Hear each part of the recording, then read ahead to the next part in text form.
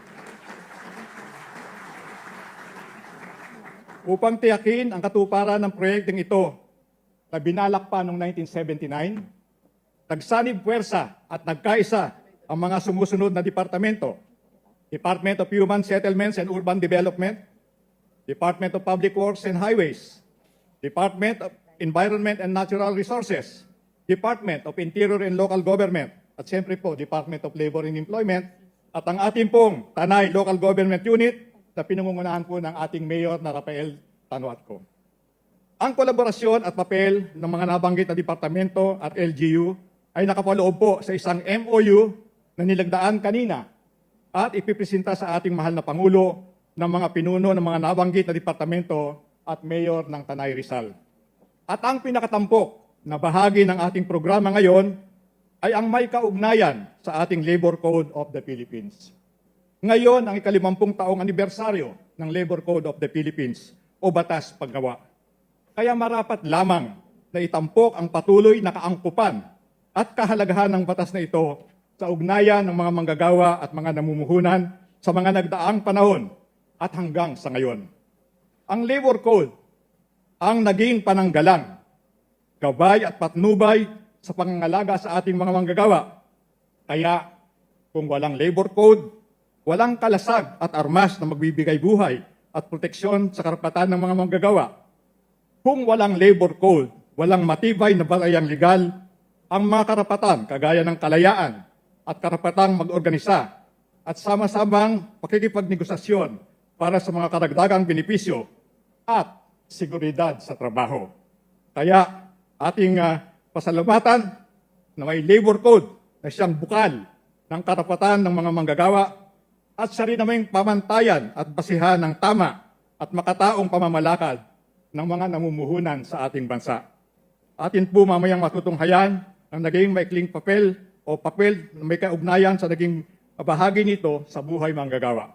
Bukod sa selebrasyong ito, nakasama ang ating mahal na Pangulo, may mga programa at pagdiriwang din na ginaganap sa iba't ibang panig ng ating kapuluan.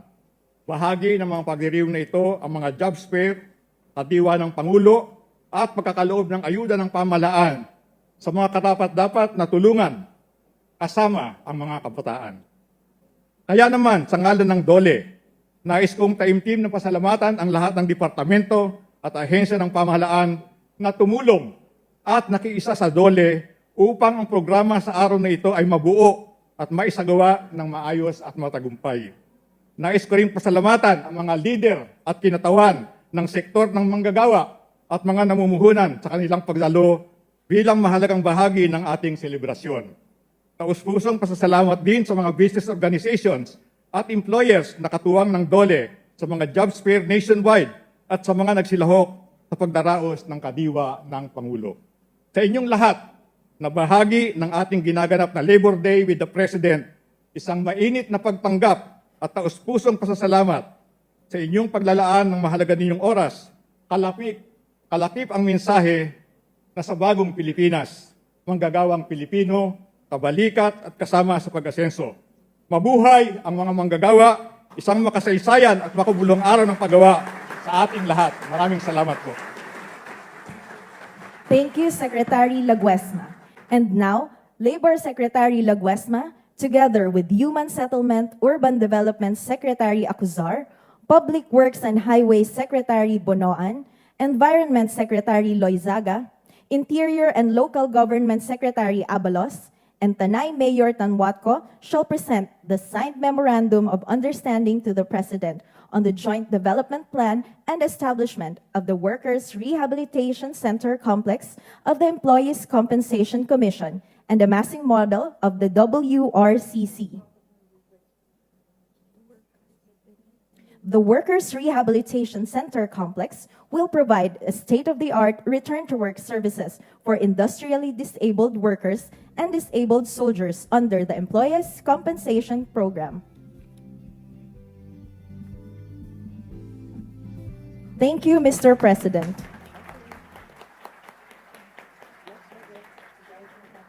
We shall now proceed with the memorialization of the 50th anniversary of the Labor Code of the Philippines.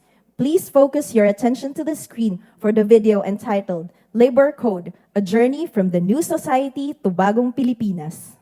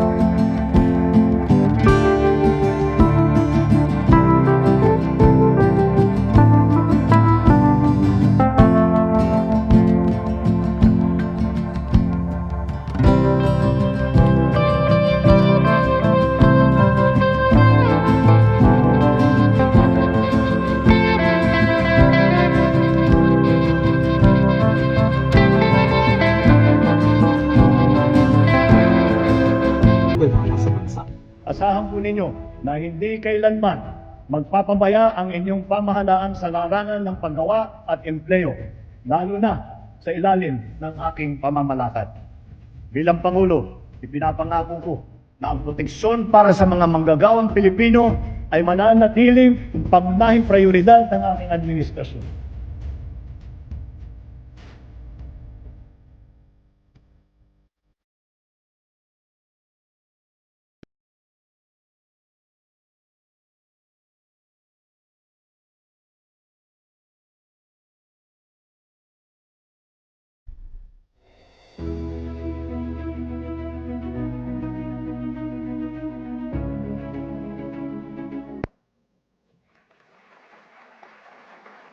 And now, may we respectfully request the President, together with Secretary Laguesma, Postmaster General Luis Carlos, House Speaker Ferdinand Martin Romualdez, and Executive Secretary Lucas Bersamin, to lead the unveiling of the commemorative stamp to signal the celebration of the 50th anniversary of the promulgation of Presidential Decree Number 442, known as the Labor Code of the Philippines.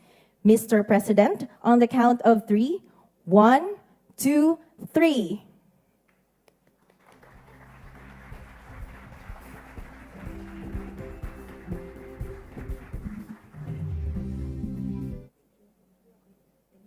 Thank you, Mr. President. At this point, Secretary Laguesma and Postmaster General Carlos will present the commemorative stamp to the President. The citation reads, in celebration of the 50th anniversary of the promulgation of Presidential Decree Number 442, also known as the Labor Code of the Philippines, the Department of Labor and Employment, in partnership with the Philippine Postal Corporation, has launched and issued personalized stamps and commemorative covers depicting the law's enduring significance in achieving our vision for every Filipino worker to attain full, decent, and productive employment. For half a century now, the Labor Code remains attuned, relevant, and responsive to the DOLE's threefold mandate of promoting gainful employment opportunities and human resource development. Issued on the occasion of the 122nd Labor Day celebration this first day of May 2024 at Malacanang Palace, Manila, Philippines. Maraming salamat sa ating Executive Secretary sa kanyang pagpakilala. Secretary Luke Bersamin at ang kalihim ng Department of Labor and Employment, ang ating Secretary Bienvenido Laguesma.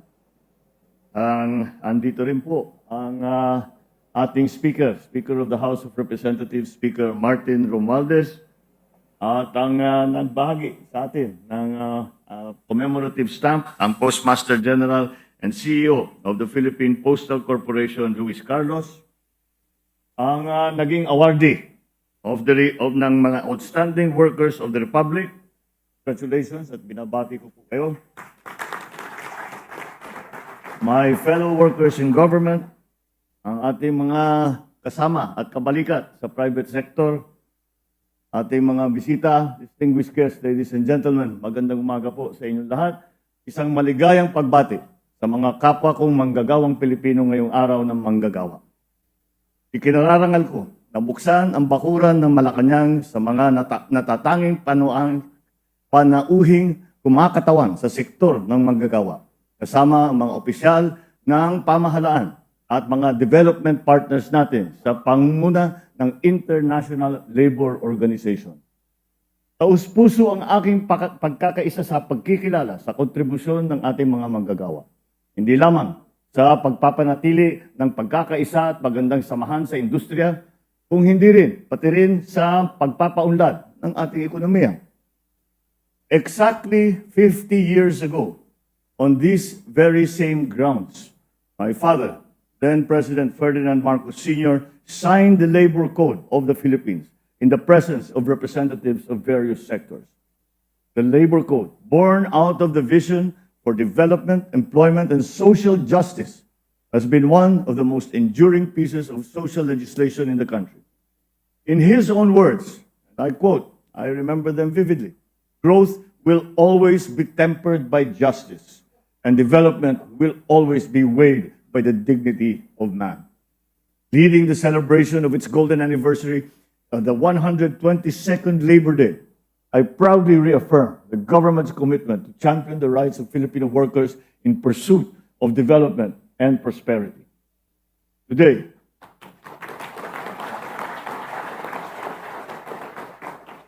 we stand in awe of the remarkable contributions of Filipino workers here in the country and also abroad.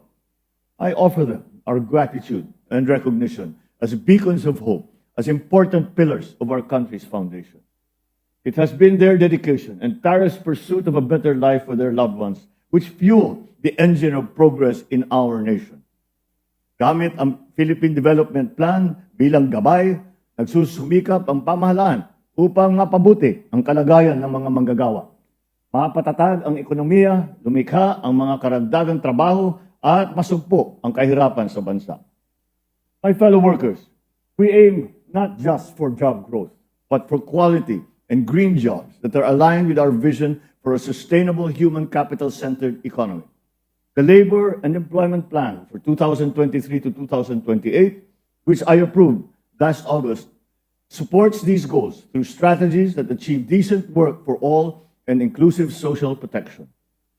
Last September, I also signed the Trabajo para sa Bayan Act to bolster our jobs creation efforts, which help address various challenges like job skills mismatch, underemployment, and youth employment. In addition, we shall also continue to invest in upskilling and reskilling our workers in partnership with the private sector. I have directed DOLE to prioritize addressing underemployment by promoting training in skills that the local and international labor markets need and ensure that there is placement for those who are going to be trained. Through the TESDA, more than 2 million Filipinos have graduated from technical and vocational training courses, and over 1 million have been certified since we came into office.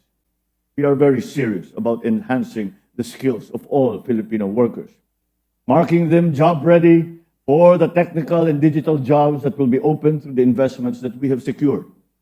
In 2023 alone, our investment promotion agencies approved almost 1.7 trillion pesos in investments in various sectors. These investments are expected to create almost 108,000 jobs for our people in that year alone. Sa ating mga overseas Filipino workers, alam ko po na daman-daman ninyo ang pagkalinga ng Department of Migrant Workers sa ilalim na mapayapang Secretary Tuts Ople at ng bagong kalihim na si Hans Kakdak. Without a doubt, OFWs have had a significant role in our nation's prosperity. It exemplifies the best of what the Philippines can offer the world. We continue to assure our OFWs that within our bagong Pilipinas, this administration will never cease to provide protection, growth, and development for themselves and for their families. So on this Labor Day, I tasked the DMW with these simple but crucial objectives. First, strengthen protection of OFWs by making sure that government will be there during their hour of need. Towards this end, let us continue to mobilize the 2.8 billion peso Action Fund and provide protection for distressed OFWs to attain justice and be safe from harm during global crises and emergencies. Let us also likewise provide forms of assistance to OFWs requiring welfare, repatriation, and reintegration services. Second, let us strengthen our efforts on labor diplomacy at the bilateral and multilateral levels and realize our shared responsibility with host countries to ensure safe and ethical recruitment processes and just and humane conditions for our OFW. Third, let us empower our OFWs as our partners in nation building. Hence, I have directed the DMW, the DOLE, and all other government agencies to strengthen program coordination and development for the reintegration of returning OFWs. Para naman sa mga contract of service at job order personnel ng pamahalaan, marahil narinig na ninyo pero uulitin ko po, tayo ay nagdesisyon na ipagpatuloy ang inyong serbisyo hanggang sa 2025. Pag-aaralan natin mabuti ang angkop na struktura sa pamahalaan.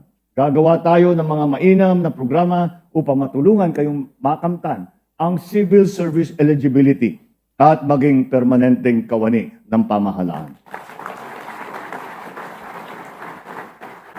Patuloy din na kumikilos ang gobyerno upang maibsan ang epekto ng dulot ng pagtaas ng presyo ng mga bilihin at ang ating nararanasan ngayon na El Nino. Hindi po tayo nagkukulang sa pagbabantay ng presyo ng bilihin at sinisiguro natin na may sapat na supply upang maiwasan ang pagtaas ng presyo ng ating mga produkto. Dahil sa matinding init, tumataas ang konsumo ng kuryente na nakakadagdag sa pag-akyat ng presyo. Kahapon lamang ay kumilos na ang Energy Regulatory Commission o ERC upang pansamantalang isuspindi ang operasyon ng tinatawag na Wholesale Electricity Spot Market o SM kapag may diniklarang red alert ang system operator o NGCP. Ito ay naglalayon na pigilan ang pagtaas ng presyo ng kuryente sa gitna ng kalamidad na dulot ng El Nino. Sa mga susunod na araw, ay magpapaabot tayo ng tulong pinansyal sa mga lubhang naapektuhan ng El Nino sa buong bansa. Yung mga nasiraan, mga pananim at kabuhayan dahil sa tagtuyot.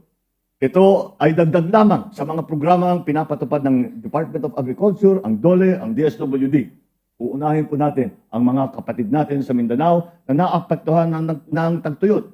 Ngayong taon ay pinalawig natin ang benepisyo sa ilalim ng PhilHealth. Itinaas ng PhilHealth ng 30% ang mga case rates na kanilang mga benefit packages. Itinaas din ito ang Z-benefit package para sa breast cancer mula 100,000 pesos hanggang sa lagpas 1 milyong piso. Pinalalawig din ng PhilHealth ang konsulta package upang madagdagan ng mga diagnostic test. Nitong 2023, naitala natin ang Pag-ibig Fund, ang pinakamalaking pautang para sa pabahay na nagkakahalaga ng higit 126 na bilyong piso. Bahagi nito ang Affordable Housing Loan Program ng Pag-ibig Fund para sa ating mga manggagawa.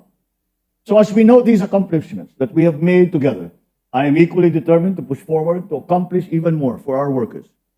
This year's Labor Day will also mark another milestone towards the realization of the long-envisioned and awaited Workers' Rehabilitation Center. This 50-hectare property of the Employees' Compensation Commission in Tanay will serve as a sanctuary and a place of rehabilitation for our workers and soldiers who suffer from work-related injuries. The building of this facility is a just and fitting honor to those who have sacrificed much for the progress of the nation. Sa lahat ng mga manggagawang Pilipino, muli ako'y nagpapasalamat sa inyo. Kayo, ang puso at kaluluwa ng ating lakas paggawa, ang nagsusulong ng ating tagumpay at ang dahilan kung bakit patuloy tayong nangangarap para sa isang mas maliwanag na bukas. Kayo, ang muka ng bagong Pilipinas. Magagaling, masisipag at punong-puno ng dedikasyon, kaya't nararapat lamang na bigyan ng dangal, respeto at paghahanga. Masa po kayo na ang mga manggagawang Pilipino sa loob o sa labas man ng bansa ay patuloy na aalagaan ng pamahalaan. Ang kanilang mga karapatan at kapakanan ay tiyak at tunay na tinututukan ng kinauukulan. Maraming salamat po sa inyong lahat. Isang makabuluhang paggunita sa araw ng paggawa. Mabuhay ang bawat manggagawang Pilipino. Maraming salamat po. Thank you, Mr. President.